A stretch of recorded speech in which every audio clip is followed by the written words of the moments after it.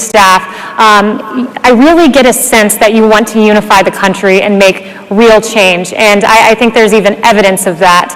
You know, we're at this time where the country is so divided and there's so much anger and so much disrespect for one another that we need people to come together on behalf of children in particular, in your case. And the evidence I saw of that in speaking with your staff was on day 2, you picked up the phone and you made a call to the teachers union, to the ATF, to Randy Weingartner, and you did this despite the fact that the other teachers union, the NEA, put out a statement saying we refuse to have a relationship with Secretary DeVos. So you have one teachers union kind of increasing division and another one because you reached out and extended a hand, reaching back and extending a hand back to you. And I believe you're going on a tour of local schools with Randy. Well, I had a great conversation with Randy, and I think it's imperative that we work together to find common ground.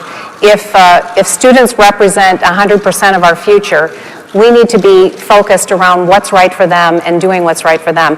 My conversation with Randy was great, and we've agreed to visit schools together. I will visit a school that she selects, a traditional public school, and she will visit a choice school. So I look forward to that opportunity. That's fantastic. And you know, another place where this opposition and kind of divisiveness was showcased was during your confirmation hearings. I was myself appalled at the way Senator Warren conducted herself and her line of questioning. But by contrast, you had Senator Scott, who told a beautiful story of how you grew up and how your family mortgaged everything they had to start a business, and you painted a cinder block building and worked on an assembly line. And I think it's such an empowering story, and I wonder if you'd share a little bit of that, because you are the American dream, and a lot of students out there are trying to achieve the same thing your family achieved. Oh, sure. Yes, my dad was a great entrepreneur and inventor, and I recall well as a young child, about 7 or 8 years old, painting the first building with him as he put up a cement block building with his first factory that was a result of mortgaging everything.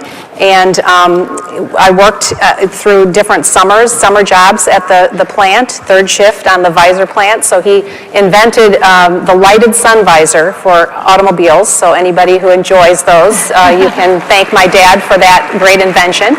I think it was at the urging of my mom. She'd like to be able to see to put lipstick on while they were going somewhere at night. But yes, it was a really important experience for me to grow up in a home where everybody pitched in, and where my parents really modeled what it was to pursue the American dream in a really meaningful way. Absolutely, that's a great story. And turning in another page, because I heard you ask the audience who in here are college students, and I heard a lot of cheers.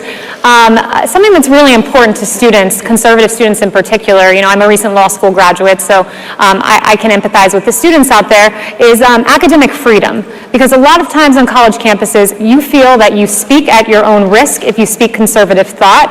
You are oftentimes bullied by your peers and sometimes even your professors and your educators. So what advice would you have to students out there who desperately want to share conservatism but feel bullied in doing so? Well, I think my first advice would be don't shut up. Keep talking, keep making your arguments.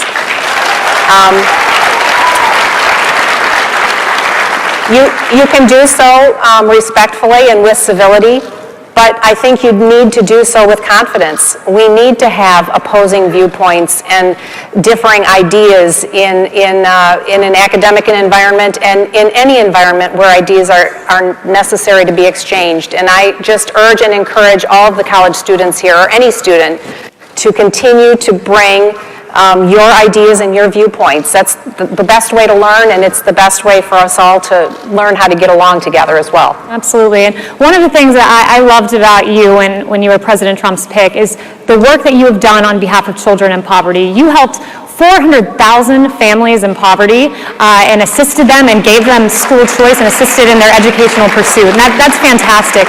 And that is an absolutely indispensable part of President Trump's agenda ahead, is helping students in inner cities. So what is your plan at the Department of Education to help children in poverty?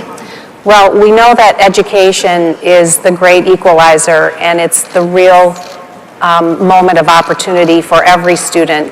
And so the notion that I can choose where my children go to school because I can afford to pay for it, but my fellow Americans can't because they don't have the same economic means is just, it's not right, it's unjust.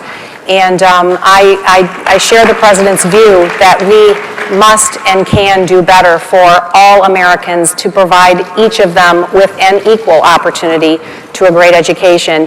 And we will be working together to advance that during his administration. That's great. Well, this nation is so blessed to have you as Secretary of Education, and President Trump could not have made a better choice. I'm just so thrilled for your vision. I'm so excited.